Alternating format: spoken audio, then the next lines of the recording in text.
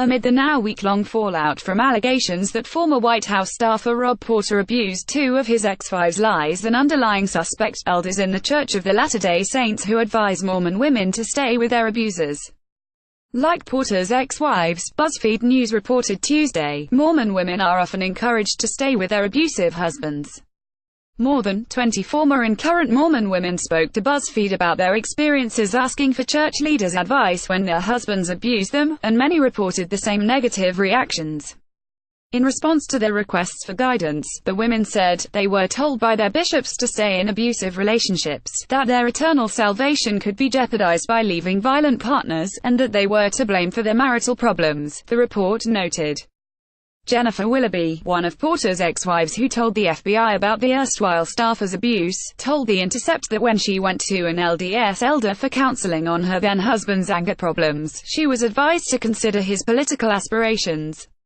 Keep in mind, Rob has career ambitions. Willoughby recalled the Mormon leader telling her. Willoughby's story appears to be on the milder end of abuse apologist advice from LDS elders. Rebecca, a 48-year-old Utahan, told BuzzFeed she can't tell you how many doors were broken down in my house while she tried to keep herself and her children safe from her husband. Nevertheless, when she sought help from a Mormon bishop in 2012, he dismissed it, saying, all relationships have their problems.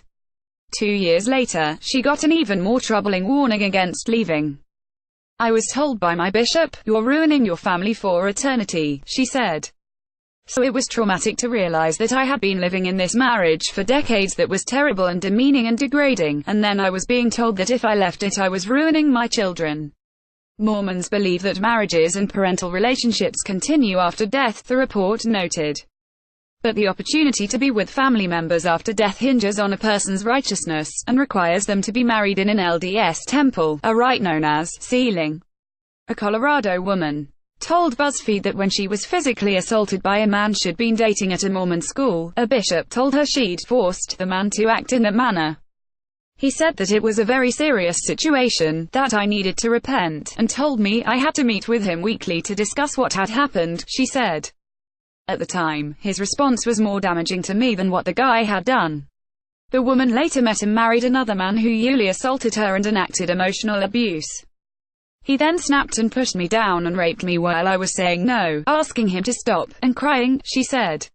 When she told another church leader that she would not be moving with him as he accepted a job in a new state, she was warned that her decision could jeopardize her husband's career. He repeated that I needed to support and sustain the priesthood, and that my husband's career would be at risk if I didn't move with him to support him, she said.